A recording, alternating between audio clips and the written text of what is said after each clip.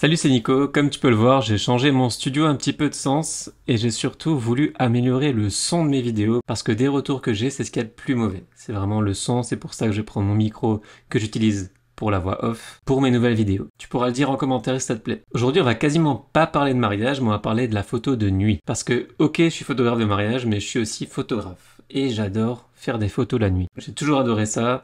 Cette ambiance si particulière, cette ambiance un peu mystique. La photo de nuit dépend tout d'abord de ce que tu as envie de faire. Si tu veux faire du portrait, le portrait d'un sujet au milieu d'une rue super éclairée, tu n'auras pas les mêmes réglages que si tu fais les photos d'un paysage, d'un bâtiment ou une photo d'ambiance. Comme je te l'ai dit, moi ce que j'aime dans la photo nocturne, c'est cette ambiance froide, brumeuse, presque lunaire.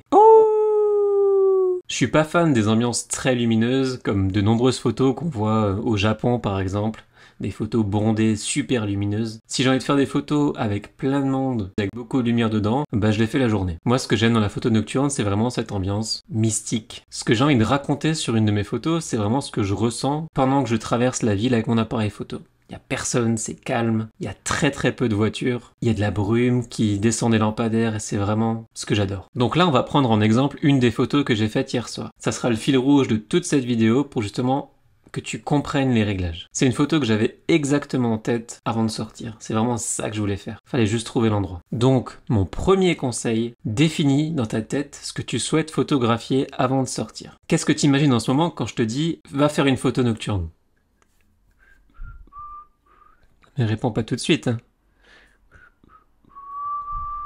Vas-y, dis-le en commentaire si t'as envie. Si t'as une idée qui est sortie, alors coupe la vidéo, sors et va shooter. Surtout s'il fait nuit, c'est mieux quand même. En général, quand t'as une photo en tête, ton inconscient, il a déjà son idée. C'est-à-dire qu'il t'a proposé un lieu connu, même si t'es passé qu'une fois, où lui il s'est dit ça va être ici qu'il faudra s'arrêter pour faire la photo. Réfléchis aux endroits potentiellement intéressants autour de chez toi, pas trop loin parce que maintenant on se tape sur la gueule pour 1 litre d'essence, et prépare ton matériel et sors et va shooter. C'est comme ça qu'on apprend, c'est quand on fait des erreurs. Mais je vais te donner quelques petits tips pour que tu réussisses tes photos de nuit à chaque fois. Avant de sortir, quand je te parle de matériel, bien sûr, t'as ton appareil photo, mais prends un trépied. C'est super important pour la photo de nuit. Photo de nuit égale peu de lumière. Donc pour faire entrer la lumière dans ton appareil photo, il va falloir soit ouvrir à fond, soit monter les ISO à fond, soit réduire ta vitesse. Jusqu'ici, tout va bien. Mais si tu veux faire une photo comme celle-ci en capturant le brouillard, le filet des feux arrière de la voiture, il va falloir t'armer de patience. Cette photo dure 50 secondes. Oui, t'as bien entendu, 50 secondes.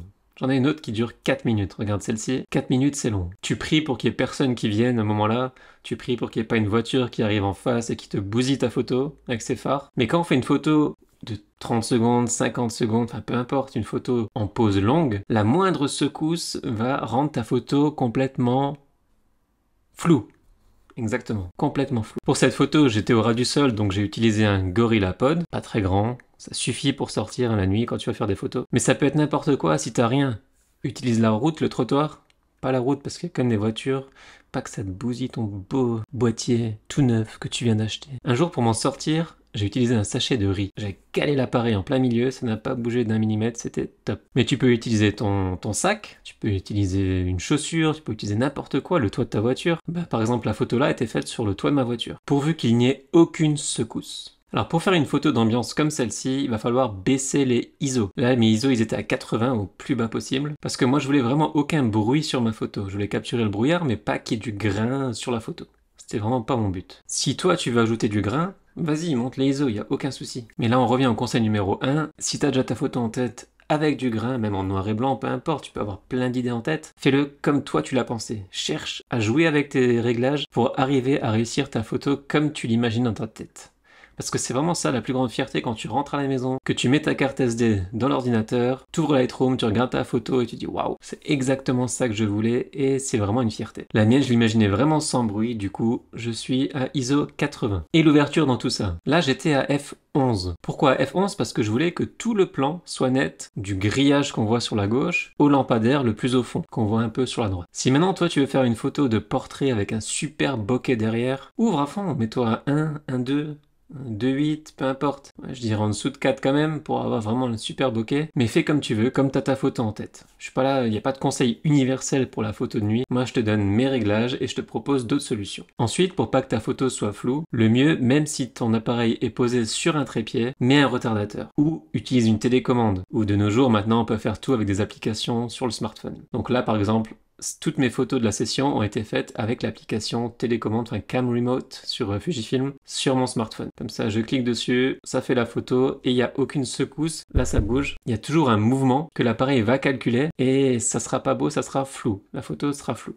Du coup, on fait pas de mouvement, on met soit un retardateur 2 secondes, 10 secondes, peu importe, ça dépend de l'appareil, 5 secondes, ou alors une application sur le téléphone ou alors une télécommande infrarouge. Et enfin, pour en revenir à mon domaine, c'est-à-dire la photo de mariage, déjà, c'est très rare de faire des photos de mariage en pleine nuit, nuit noire, parce qu'on le sait tous, quand on est à une cérémonie, quand on est à un événement, à un lieu de réception, il y a des lumières partout. C'est le but du mariage, c'est que ce soit festif, que ce soit lumineux. Donc c'est déjà très très dur de faire une photo, comme celle-ci, je te la montre. C'est une photo que j'ai faite il y a 6 ans à un mariage, où en fait les mariés, je leur ai dit de rester totalement immobiles, et moi j'ai couru autour avec un feu de Bengale, donc pose longue, light painting. Et en fait, j'ai eu de la chance quand le lieu de réception était aux abords d'un golf. Et du coup, le golf n'était pas éclairé. Et là, du coup, j'avais tout l'espace que je voulais pour faire cette photo. J'avais pris, je crois, un manche debout. Et on était parti faire cette photo. Et c'est franchement, elle est super chouette. Je suis content de cette photo. Si t'as aimé cette vidéo et que le son est meilleur que d'habitude, mets un gros pouce j'aime. Comme ça, l'algorithme, il fait remonter mes vidéos et ça peut aider peut-être d'autres photographes débutants ou photographes avertis dans leur recherche d'amélioration. Et on se retrouve vendredi prochain pour une nouvelle vidéo. Ciao ciao!